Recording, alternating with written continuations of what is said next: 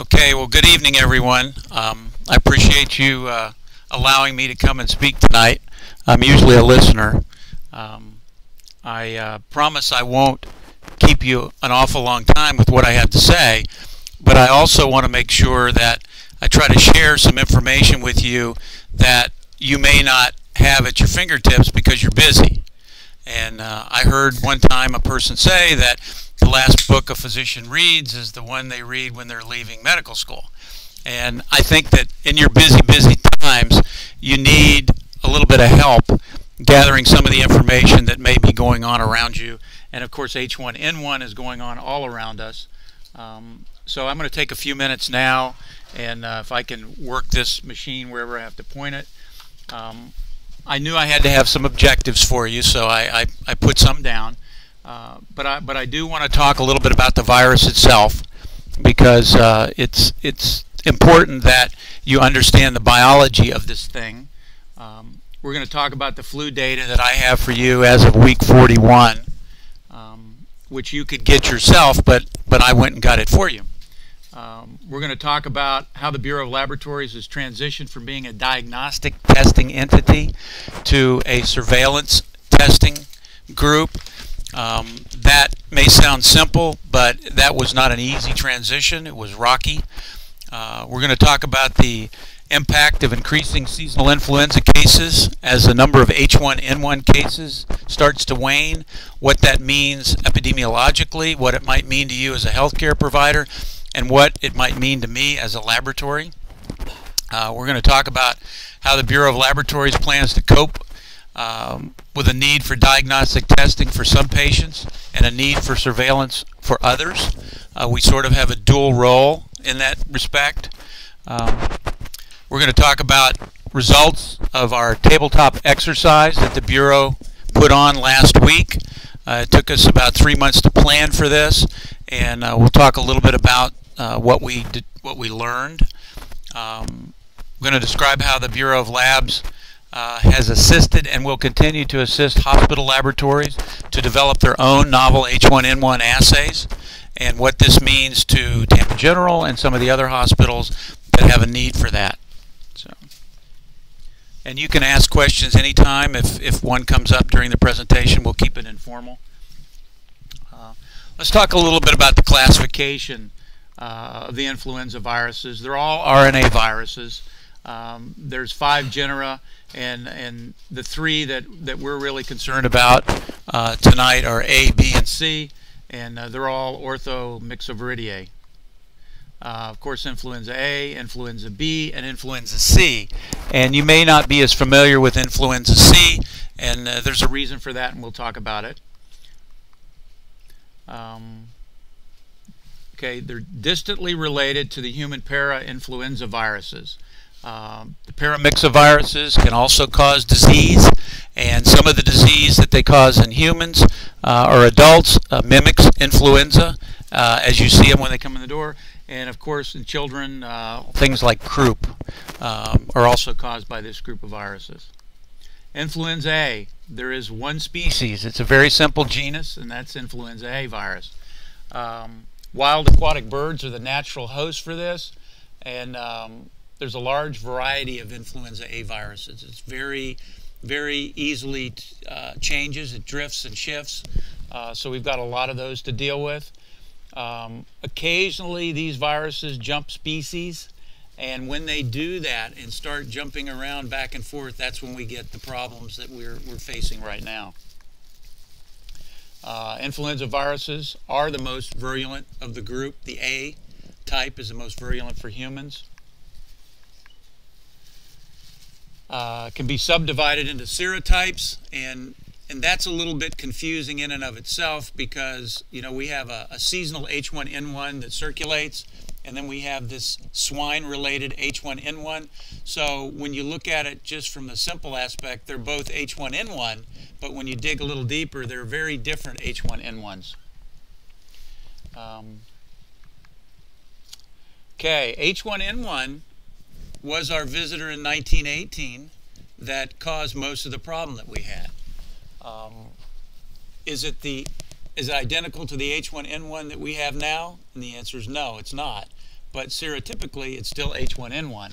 So the potential's there for, if you have the right amount of mixing, that maybe this could be the repeat of what happened back in 1918, but then maybe not.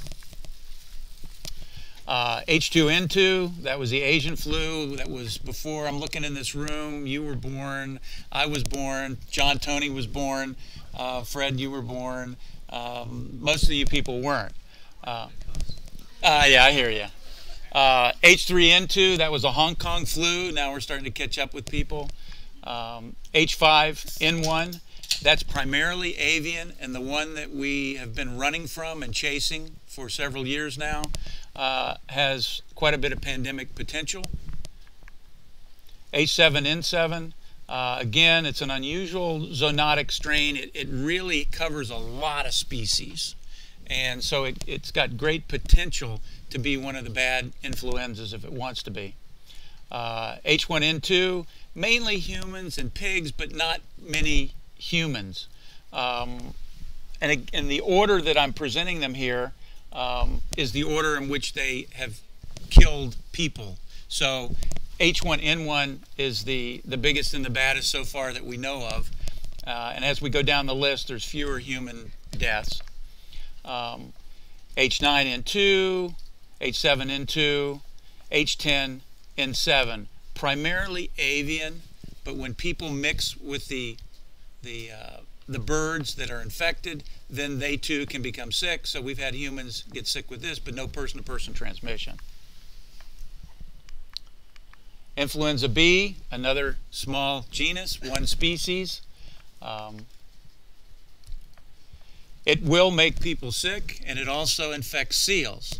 And one of the theory is that one of the reasons that it doesn't cause pandemics is because it has such a narrow species-specific infectivity. So it doesn't give itself a chance to mix through birds and a lot of other animals. So it's not a pandemic problem. But if you have ever had influenza B, or if you've had a patient with influenza B, and you were to tell that patient, gee, don't worry, you only have influenza B, they're going to look at you and say, it may be B to you, but to me it's death. So you get very sick. And this is just some other little tidbits. It's not quick to change.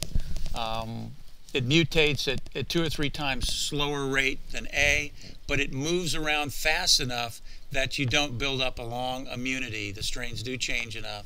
So we have to change the vaccine strain. Influenza C, this is one of our least known influenza viruses. Again, single species in this genus. It will infect humans and pigs, and it does cause influenza when it does that. Let's see what else we got here. It's a little bit different in its makeup.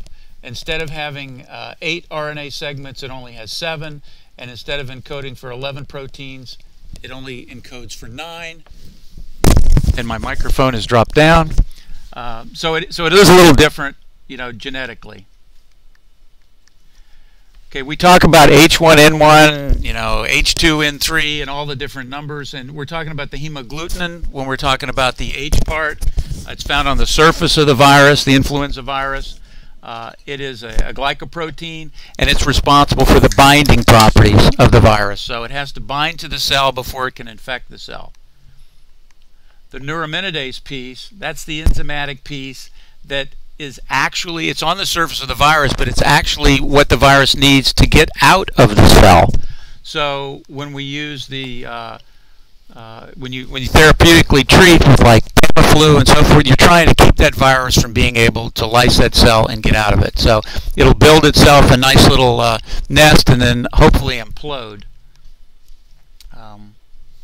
Also, I didn't mention that this enzymatic activity does help the virus move around. It can move around in the mucus much better because of the enzymatic activity, in addition to being able to get released.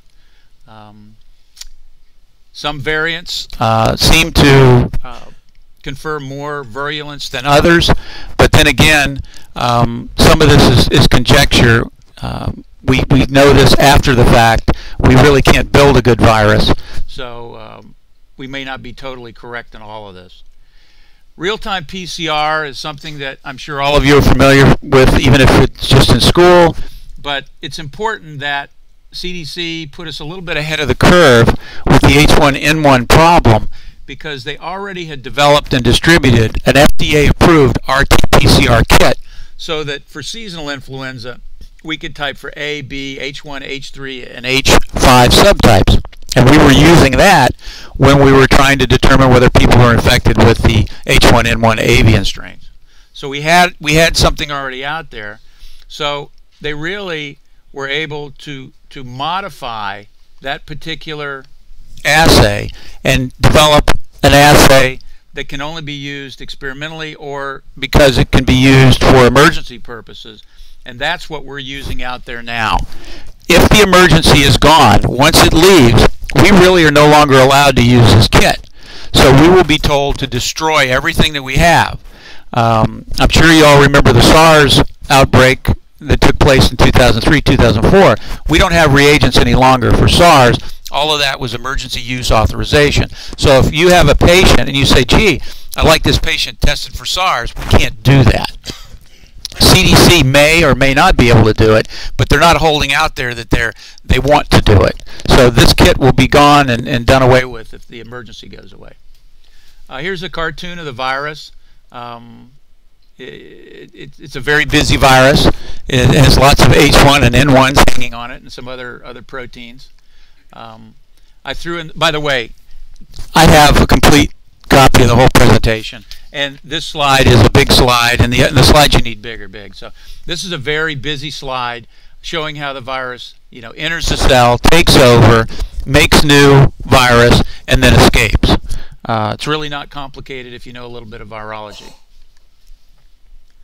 We talk about drift and shift, and if you think about it, drift to me sounds like like you're on a raft and you're just floating around. So if you think of it as a simple change, you don't have a motor on your raft, so you're just gradually, going with the tide. That's kind of what drift is all about. So if you look at the first arrow going up, you see that the H1 or the hemagglutinin is only changed a little bit.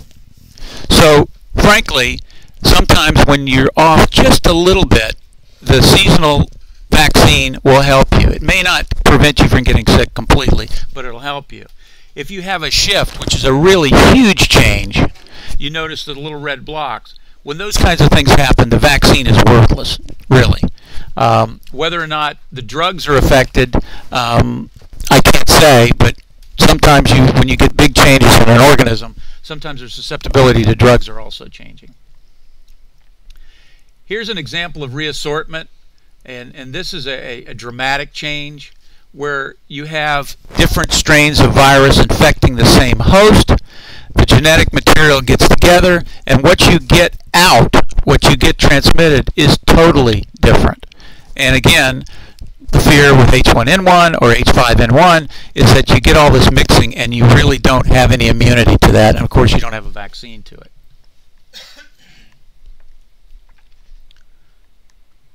Okay, there's going to be a diagram that's going to come up, and it's pretty busy. So I thought what I would do is explain a little bit about what's happened with H1N1 over the last 91 years or so. So we have avian, swine, and human populations. They're going to show up on this chart. Epidemic and zoonotic viruses, swapping places.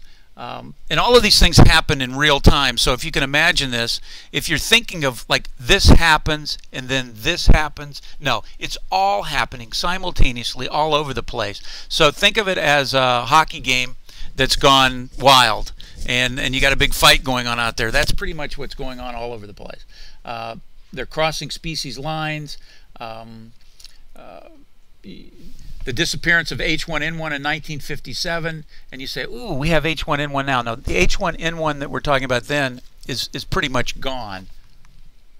And we don't have immunity, any worthwhile immunity, I don't think, to this new virus. Some immunity, but I'm going to get the vaccine when it's available because I'm not going to take any chances. And then, of course, the triple assortment that we're going to talk about for the emergence of the of the new H1N1, and that means you have birds, humans, and pigs all involved. So this actually looks better on the slide that I'm going to hand out to you. And this is not original. I borrowed this from an article in the New England Journal of Medicine, which you may have seen, paid attention to, maybe you didn't. But it's really nice how it shows the arrows going to the right, the big white arrow, and you see these dotted lines going up and down. This is where it's jumping species going back and forth. And you notice at the end down here where you've got this pandemic here, that's where you have this triple assortment. That's where you've got birds, pigs, and humans all involved. That's the scary scenario. Okay, here's the information that I was able to pull together for week 41, and it's already changed, and it's going to change every day. But the bottom line here is that 4,855 specimens were tested. Of those, let's move down to here. Of those that were tested and proved to be influenza A, virtually all of them are H1N1. So that gets a little confusing on a conference call when people say that, you know, we had such and such a positivity for influenza and maybe it's 38 or 40, and then they hear the 100%, and they're thinking that 100% of the samples that we're testing have influenza, and that's not true. Thank God it's not true. But all of them that we're testing, except for one B that we got recently, or two Bs, I mean, they're all coming out H1N1.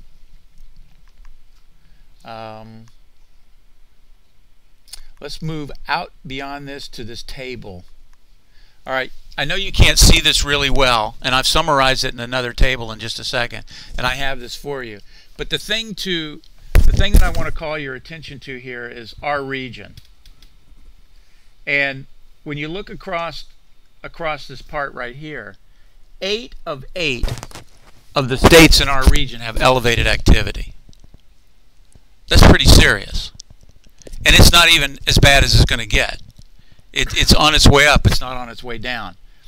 When you look at this number, 17,000 H1N1, in just the few weeks that they've been counting this flu season really doesn't start until about week 35. So don't worry about what happened back in the spring. We're just talking about this flu season. This is a little bit different picture. I squinched it up a little bit for you. So we had 12,943 samples tested during that week.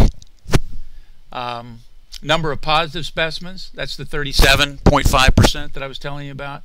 And when you go down through here, you look at B11 in the whole, all of the regions put together, you have no H1N1 reported, or no H1 reported, no H3 reported. Unable to subtype, only 30. It's H1N1 all the time right now. It's not going to stay that way though, but that's the way it is right now. This is a graphic presentation, and you don't have to pay attention to the numbers so much. I just want you to see things going up. So I expect in week 42 that it's going to continue to go up. Week 43 continue to go up, and this is the trend for now. This you can't see very well, but this says number of hospitalizations over here on the top graph, steadily going up. Number of deaths, steadily going up. So the number of deaths may not be overwhelming at this point, but it should have our attention just because it's on its way up. It's not on its way down. So there's a lot of potential there. Pediatric mortality, at this particular moment, it was 95. It's already gone up. These are the deaths that really get lots of people's attention. Not that older people like myself and Dr. Brooks dying isn't a traumatic experience, but when young people die, it's really a family problem. Total of 53 deaths that occurred during the current flu season, and that's since week 35 that we're talking about. The numbers as of the other day, 3 were in children less than 2 years, 2 in children 2 to 4 years, 21 in children 5 to 11 years, 22 in adolescents. So there's something about being a teenager that you know, it's revenge, I think, at this point. Maybe it's because of the way they get together, the way they behaviorally, the way they do things. I don't know what it is, but they have that many of them die. I don't know, maybe more of them are infected. I don't know what the total N is. Do you know, Dave, by any chance? I mean, in these different groups, infected that we know of. That's the part I don't know. Well, I don't think they have good estimates because that's a little testing. Most people aren't tested now. Okay. Well, my guess is more of that group are infected, so you're getting more deaths, maybe because you have a bigger number to deal with.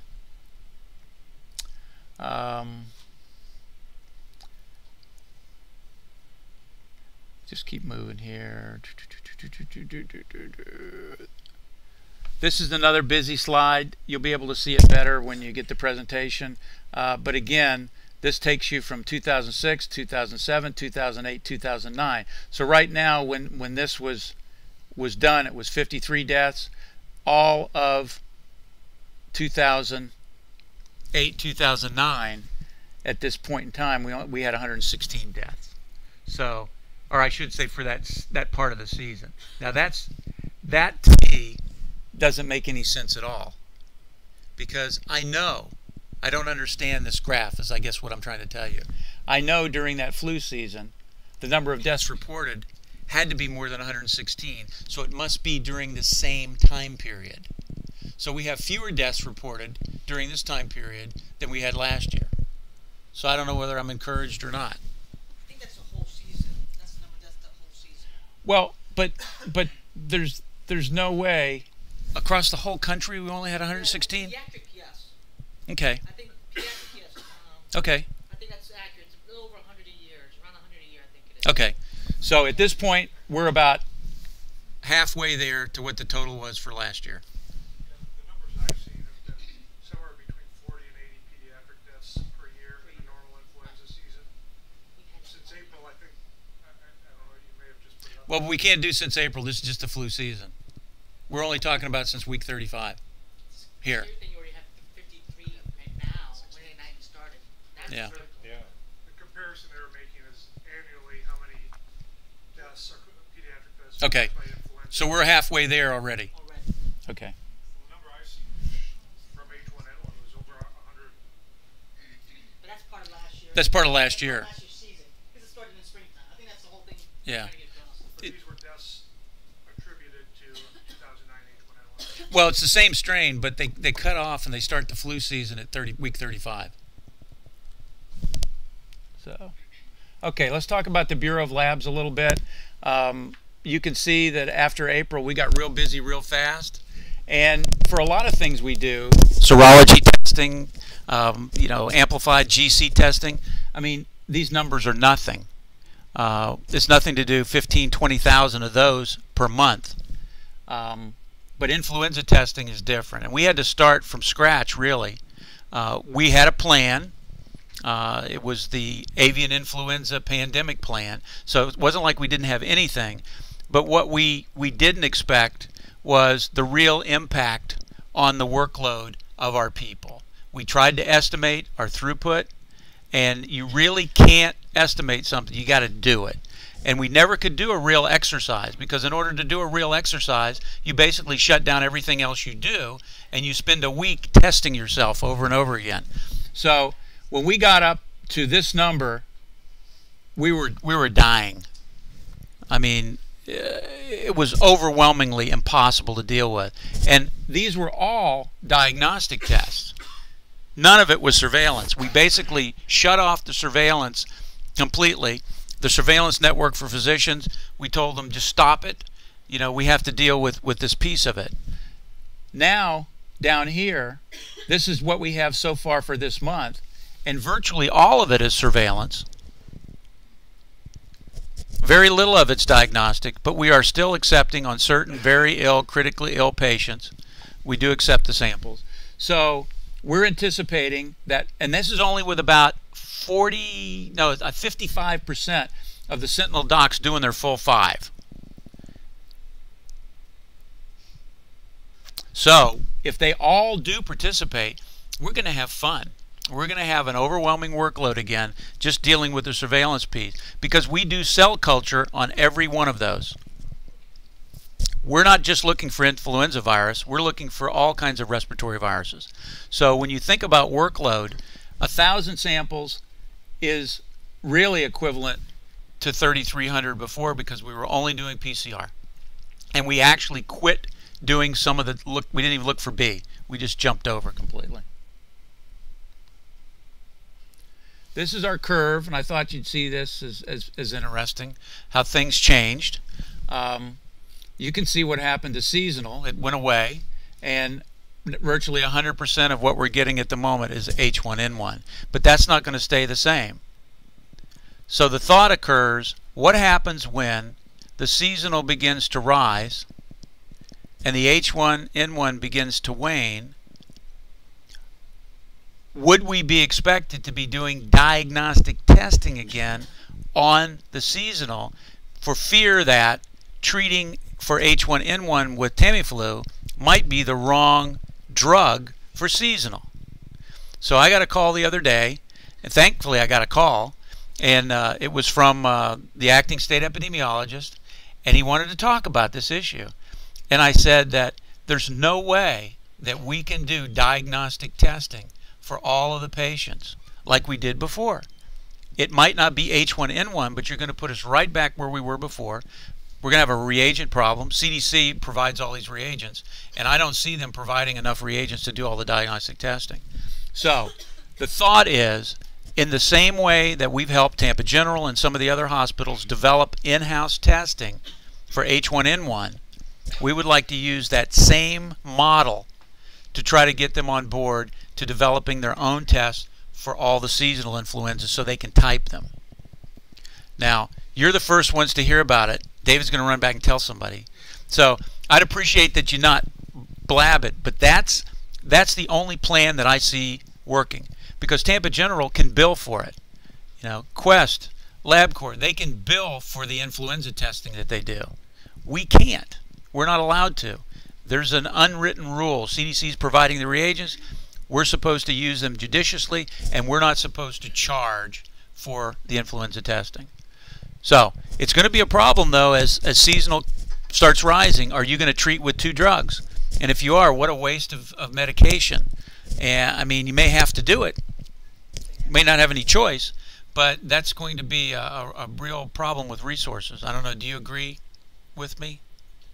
None of the CDC's money for surveillance goes to the lab, because in their grants that they put out this Sure. August. It goes for the Sentinel lab program, not for diagnostic testing. Shouldn't we have a pretty good idea of what's circulating based on the specimens from the Sentinel program in each region? You know, we tried to use that as logic, but the point was when the lines are switching, when they're right about here again in this area, it ain't gonna matter, because it's about 50-50. I think, correct me if I'm wrong, but I think in the southern hemisphere this past year, the 2009 H1N1 has really dominated almost. Right. What's that? A little bit, I think. I mean, there's definitely going to be some seasonal. Well, I mean, if nothing else, I mean, if enough people get sick and enough people get vaccinated, you're going to put pressure on the virus to wane. So. Real quick, from personal experience, I don't know if I shared this here, but I got H1N1. I was in Sydney, Australia in July, and got classic influenza, so I went ahead and looked at their statistics. 99.9 of their isolates were all novel H1N1 in mid-cycle, mid-July, winter for the winter. So it may be possible that we go through the winter with very little circulating seasonal flu. Do we know anything back from 68, 57, when these other actual shifts, these pandemics have occurred? That brings up a good point. Whether or not the strains that previously had been circulating still kept a significant presence, or were completely suppressed, like what has appeared in the southern hemisphere. Yeah, I can't answer that for certain. I don't know the answer. That's going to be a big issue for you guys, as to Yeah. whether and when we start seeing the need to be looking more broadly for H3N2 and the non-novel H1N1. Well, I mean, I'd look to CDC for guidance. Hopefully, they're taking the lead in that and working with the states to come up with a solution. It has capability to type. We're not doing it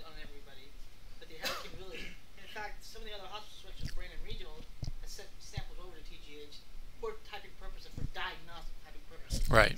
So they had it really. They asked me, "Should we do it on all?" I said, "Heck no! Right now we have that Right. graph up there.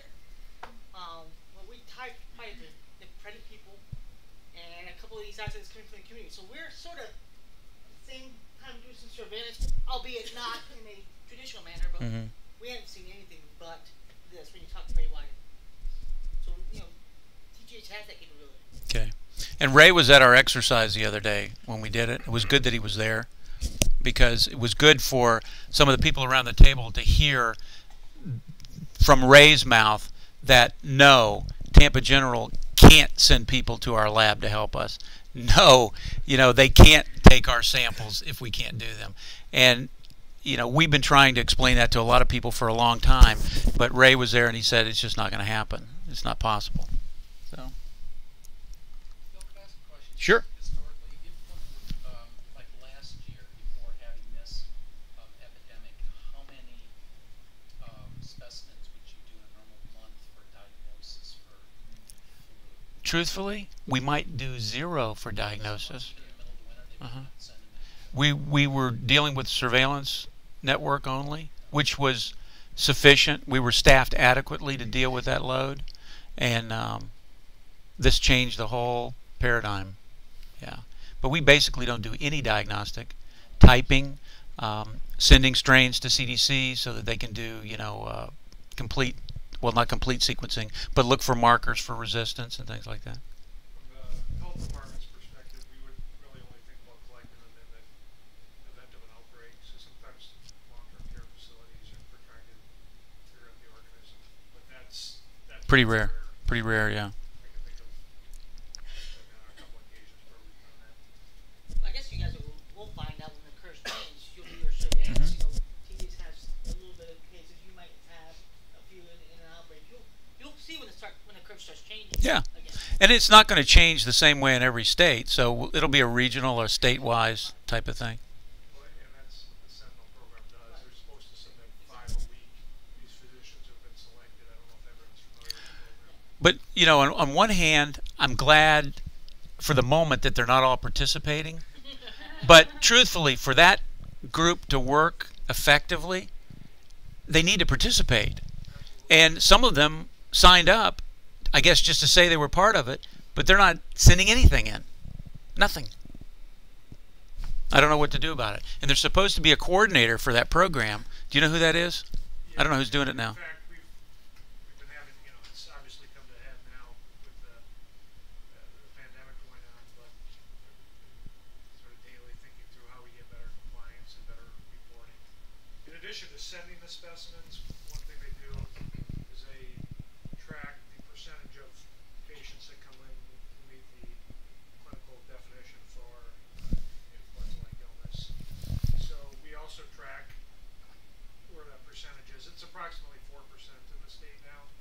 So 4% of the visits at these clinics are for ILI-like illness, but it varies by clinic from 0 to 15, 20, and more.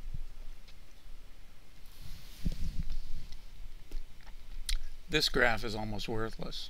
The legend didn't even come out on it. I'll blame that on your computer.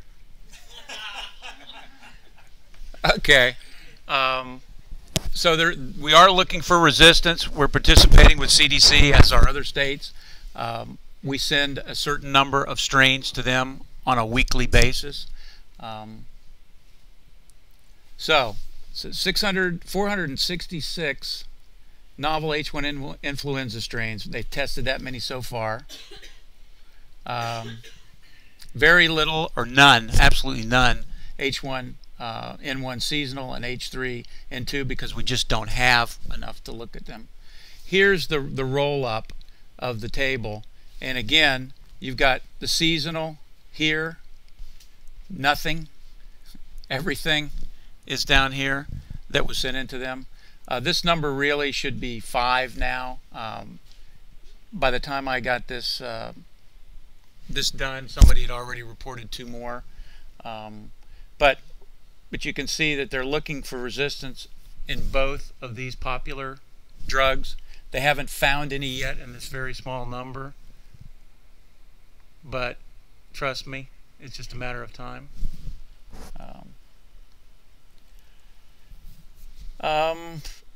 Okay, I threw this slide in. I'm not sure why. I think I had it in my little stockpile.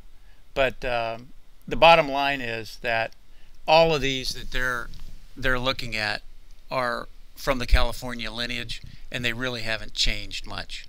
So there's no big fear right now that you're having a big change in this virus. I know one of the questions was if the vaccine is made off of the strain that we got back in May, is it going to be? There's no reason to believe that it's not going to be as effective as it should be. Again, I just threw this in. I wasn't sure exactly who all my audience was, but vaccination is going to provide some help. It's 70%, I think, is the number that I heard. It's about 70% effective. It's not 100%. So you're going to have people that are going to get the vaccine. They're going to get influenza, and then they're going to turn around and say, I got it from the vaccine, or I'm never going to do this again because it didn't work, and so forth. And that's a marketing thing that we always have to try to overcome. Then this part about 2009 H1N1, very, very distantly related to the H1N1 seasonal virus, very distantly. So there just isn't going to be, any hope for protection in the seasonal. And that was confusing to a lot of people because they went and looked to see what was in the vaccine. I know. It has H1N1. I know. It's an H1N1 Brisbane, which is totally different. For the It took a lot of time to yeah. convince people that, with all the other issues and why did the vaccine, and if we'd have known about this earlier, Sure. it would have been the same seasonal flu and all those issues. Mm-hmm. Another concern I think is going to be very interesting is after this all blows over in a year or two, we get back to seasonal flu to see what the vaccine uptake is. I have this feeling it's going to be less because now people aren't worried about flu again because they'll think the flu's over with. Back to seasonal flu. Or it may be, I don't know, maybe it may not be wrong, but Yeah. I just don't think that we're going to. I don't know. I think it's one of those things that no matter what happens, a certain percentage of people are going to get the vaccine and a certain percentage aren't. Yeah. That's probably true. Yeah. Most of the media commentators, the ones you see on TV, have been very anti-vaccine, including some pretty preposterous things being said about it. And so I think the sentiment is, it seems to me, is like sort of leaning against vaccination. We got in a very small shipment to the VA. Interestingly enough, but I guess there was some miscommunication that health departments actually have to give the VA vaccine for patients. But we have a supply to give, people who are at higher risk. So we have 4 individuals that work there, 2 in pharmacy, I forget what the other 2 are that are pregnant. It's been offered to all of those last week. They all turned it down. Because they're anxious about it, the TB, and so people are saying, well, you have to convince them to take it. I don't have to convince them because they won't listen to me. They need to hear it from their obstetrician. And I said, that's going to be, because if they don't hear it from them, I don't care what I say. Mm-hmm. It's recommended from the CDC. It's in the CDC recommendations that they refuse. You sign it. And I think that's a lot of the hype and the scare with this. Ratings are great, but protecting people is a problem. What I see is somewhat of a backlash. The public saying the cases so far have been mild, and then B, the backlash, the idea that they're hearing from public health, vaccinate now, and then there's not enough vaccine available, and then people think, well, I knew someone who got H1N1 and they did okay, so maybe this is not necessary. I think if the perceived fear goes up, more people die, or it just becomes widespread, you'll see that change very quickly. So, and that may happen. I mean, we're very early in things. Could be. The president did a step in that direction this week with declaring an emergency, national emergency, which obviously wasn't for that reason. It was for other practical reasons related to hospitals and others. But that is going to continue. That rhetoric is very important. The words that are said on those national and local programs. And I couldn't agree with you more. We actually just, Dr. Sennett and I and others have talked to the Department of Health at the state level to suggest to them we could